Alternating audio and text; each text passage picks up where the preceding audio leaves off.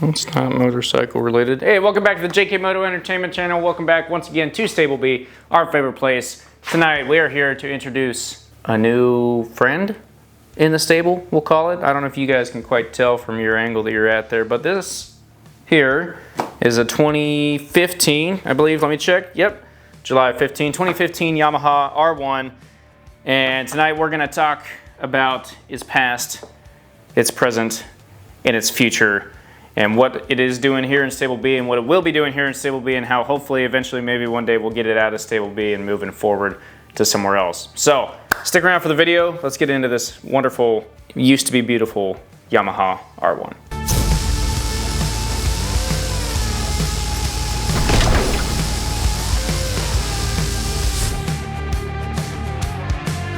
So back in 2014, and before that, the R1 looked quite a bit different than this. But then in 2015, Yamaha came out and finally decided that the R1 deserved a pretty big upgrade. And then actually since then, they really haven't done anything with it besides say, hey, we're not gonna make it anymore. So that's kind of sad. But anyway, this was the newest body style, hot off the press. This is the bike that kind of everyone was raving about and has actually set quite a precedence for racing, at least here in America since then. We've seen this bike specifically, this generation of R1, with some changes over time, has kind of dominated in America. And one way that it dominated back in 2015 specifically was a young racer from South Africa known as Matthew Schultz came over and dominated the Stock 1000 championship for the year in Moto America.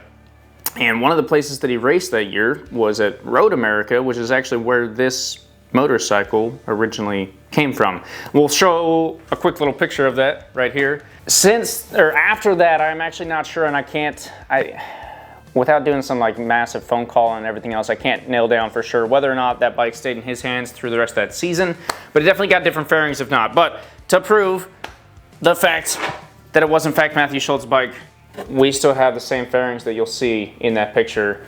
Rocking a 720 on the front and some other, I think it's 86 on the rear.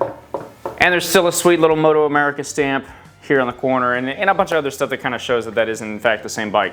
Now, flash forward from there, bike got sold to a motorcycle shop up in Washington, Kent, Washington specifically, where a club racer, local club racer, bought it from Oregon. So a club racer in Oregon bought this motorcycle from a shop in Kent, Washington, raced it for I believe about a year or two, and then decided he wasn't going to race anymore and threw it up on Facebook Marketplace. So from the Facebook Marketplace, where it was listed for a price that I'm not going to put out today because I don't really care and honestly also don't remember, and yeah, not important to the video. But from there, I happened to find it, and I had a friend of mine who was riding Harley Davidsons at the time, or really just one Harley Davidson. I was like, hey man, you should get a track bike and come to the track with me. He's like, yeah, that sounds awesome. And so I sent him this bike and he was like, huh. Messaged the guy said, yeah, come get it. So we drove a few hours, went down, picked it up, and then it was in our hands. At that point, we took this thing out to Utah where it suffered its first crash. And then we took it out to California where I think it ran out of fuel. And we took it back to Washington where it crashed again. And then I think the latest of crashes, which is where a good bit of the damage, or at least the dirt and everything that's on there, happened out at Road Atlanta. So this bike has literally been all over the US through many different hands. It was kind of cool to see it come back into the stable because I ended up moving across the country and my buddy came out and was riding with me anyway. And then after the last wreck, he said, hey, do you mind just kind of taking this thing, getting it back together? You know, I'll pick it back up from you afterwards. So I'm very excited to have her in the stable here with us. We'll show a quick little kind of video of maybe everything that we have to do to get this bike back to full. In the next episode of this rebuild project that we're gonna do, we'll actually go through everything that it will require to get it back up to full working condition. But there's a lot of like good, you know, it's just an R1. It's just a Yamaha R1, but it's got the right bones, if that makes sense, the right heart, the right soul. It's never not been a race bike. There's no title associated with this bike because Yamaha never put this bike out on a showroom floor, never sold it at a dealership. It never went to the DMV to get a license plate. It's never had insurance on it. This bike is purely a race bike at heart and has only ever been used for that. Albeit some of it actual racing, like actual racing with Stock 1000 Moto America. Some of it a little bit of club racing, which is still actual racing, but maybe not quite the same level. And some of it just track day riding, but I think the owner of the bike would be a little unhappy if I didn't say that he definitely used the bike to at least a good bit of potential. So I'll go ahead and roll some B-roll and let you guys kind of see what this thing looks like a little up close and personal.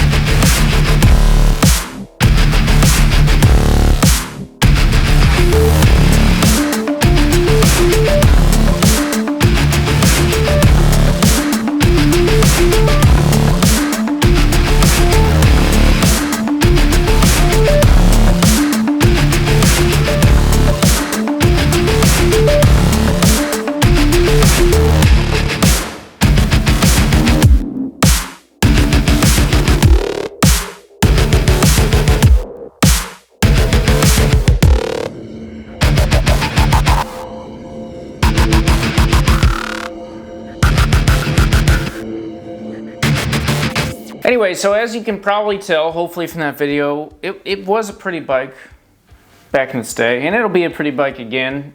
At the moment right now, we've got some duct tape and we've got some, you know, fixes and some things that need duct tape and more duct tape. But the truth is that underneath we have a pretty solid race bike with some sweet race goodies on it. I mean, we're talking Motion Pro Rev 2 throttle, RCS 19 Brembo master cylinder, a full AIM solo DL system integrated in, and it's like, I mean, that thing's sweet. When you turn that on, you got your your lap timer comes up on the bottom, your dash comes up to a full race dash. Like, you don't even see the RPM under 8,000 RPM because if you're ever riding under that, what are you doing? So everything's here.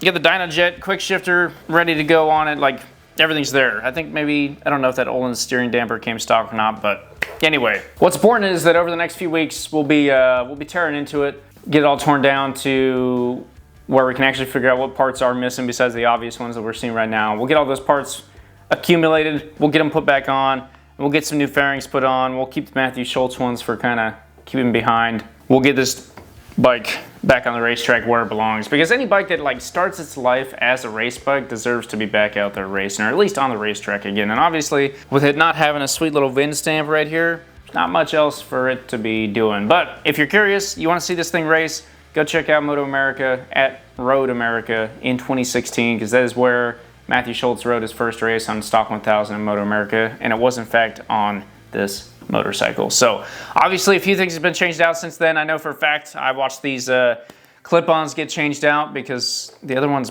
broke. I don't remember exactly why. We couldn't quite figure it out, but I've seen some of this damage be acquired. We put some of the duct tape on, and now we're going to come back and finally get it fully rebuilt and restored and ready to race / just ride again. So over the next few episodes of this wonderful rebuild series that we're gonna do on this R1, you can expect next episode we're gonna do a full teardown. That'll be pretty much most of that episode. Like I said, there are a couple parts that I know I need here, but we're gonna do a full teardown on it, make sure we get everything nailed down before we start ordering stuff. And then we'll go through the rebuild process, build it from the ground up, or from the inside out, or from the back to the front, or the front to the back, or from the up to the ground. I don't really know or care. I kind of just go about that stuff pretty randomly. And then at the very end, we'll get some new fairings put on, maybe some new tires, depending on how soon this thing will see the track again, hopefully pretty soon. And then we'll take it back out to a racetrack at some point this year and give it a test ride, see what it's like. I haven't ridden an R1 before, let alone a new one like this. This thing is kind of a beast. It's got the ability to turn off all the electronics, and that's the only way that our good friend, we'll just call him the Beatinator, ever rode it. So it is a beast of a bike. We're very excited to have it here on the channel. Speaking of the channel, if you haven't already, please click the subscribe button down below and throw a like on the video. Let us know what questions you have about the R1. If you have any inputs on the color scheme, I'm kind of held to whatever the Beatinator wants, but let's hear what you got. I know there's been some pretty cool looking R1s out there. Most people just go with the standard, well, it should be blue because it's a Yamaha, and then they just end up blue. I don't know, maybe we'll change it up, maybe not.